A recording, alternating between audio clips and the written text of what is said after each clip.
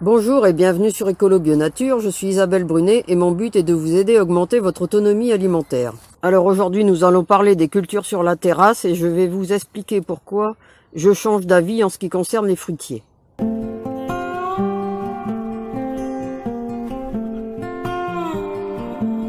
Comme vous le savez certainement si vous me suivez depuis longtemps, je cultive de nombreux fruitiers sur la terrasse. Je trouve ça plus pratique.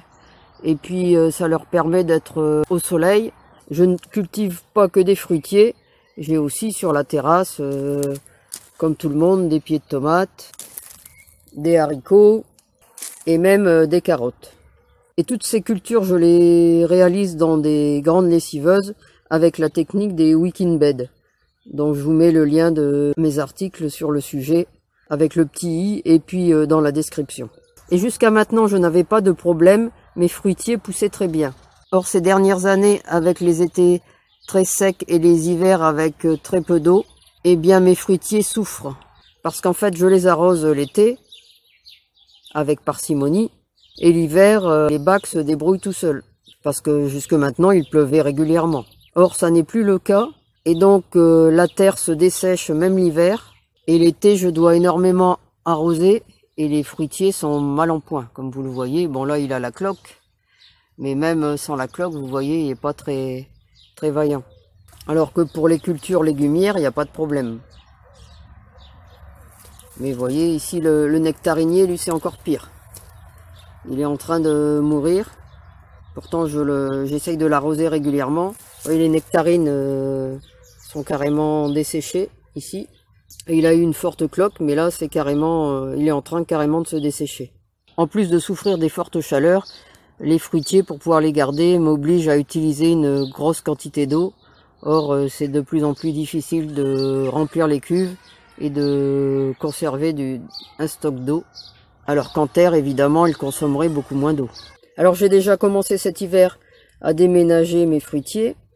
Si vous vous souvenez, ou si vous regardez d'anciennes vidéos, vous verrez qu'à cet endroit, il y avait le figuier Ice Crystal. C'était un figuier que l'on pouvait cultiver en pot. Et il y avait des fraisiers autour. Eh bien, cet hiver, je l'ai déménagé, et c'est pour ça que j'ai cultivé à la place des carottes. Ça, les carottes, ça fonctionne très bien, même si en ce moment, elles ont un peu chaud. Vous voyez, le figuier est arrivé ici, et il se porte très bien. Je vous filme un peu plus loin pour vous situer un peu dans le jardin où ça se trouve. Vous voyez, du côté des pêchers. Donc lui est très content d'avoir été déménagé.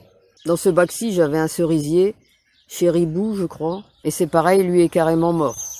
Donc j'ai remplacé par des cultures annuelles de tomates et de physalis. Le mûrier des montagnes, lui, se porte bien pour le moment. Il profite d'ailleurs du mur pour mûrir plus vite que mes mûriers dans le jardin. Mais je vais quand même néanmoins le déménager à l'automne. Le mûrier des montagnes, lui, apprécie d'être sur la terrasse parce qu'il profite de la chaleur du mur pour donner des fruits plus vite et que ceux-ci mûrissent plus vite. Et puis ils sont un peu cachés des oiseaux. Et je peux quand même manger des mulberries, mais je vais quand même le déménager, par précaution. Alors, je ne sais pas si je vais le déménager cette année, à l'automne, ou bien si lui, je lui laisse encore une année en pot. Par contre, le nectarinier, s'il survit à cet été, eh bien lui, c'est sûr, il déménage. Alors, ça va me poser problème pour mon Tulbagia alba.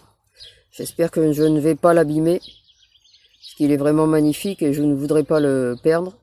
J'y tiens beaucoup. Et puis, le pêcher à feuilles rouges aussi va être déplacé. Et ça va aller dans le jardin.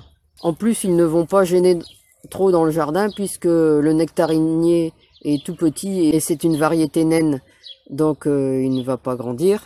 Quant au pêcher à feuilles rouges, lui, il peut grandir, mais un pêcher a un feuillage quand même assez aéré et donc ça ne va pas poser problème non plus. Au contraire, ça me fera un peu d'ombre dans le jardin. Alors le figuier pastillière, lui, il est déjà très gros. Donc il a déjà un certain nombre d'années et ça m'embête de le déplacer. J'ai peur de ne pas réussir à le retransplanter. Parce qu'à mon avis, ses racines vont jusqu'au fond du bac. Donc là, je sais pas trop ce que je vais faire. Il faudrait vraiment creuser une fosse énorme Donc je sais pas, lui, si je le laisse encore ou pas. Pour le moment, il a pas l'air de trop souffrir. C'est celui, disons, qui souffre le moins de tous les arbres fruitiers que j'ai sur la terrasse. Donc comme vous le voyez, avec le changement climatique, on est obligé de s'adapter et de fonctionner différemment. Et donc revoir ses façons de jardiner. De toute façon, le design d'un jardin n'est jamais figé, il doit toujours évoluer. Le jardinier doit toujours se remettre en cause, se poser des questions, et puis avancer, toujours chercher à s'améliorer, et être en phase avec la nature, et évoluer en même temps qu'elle.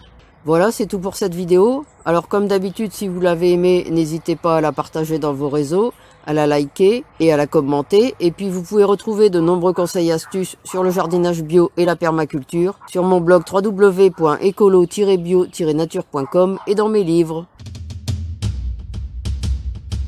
À bientôt!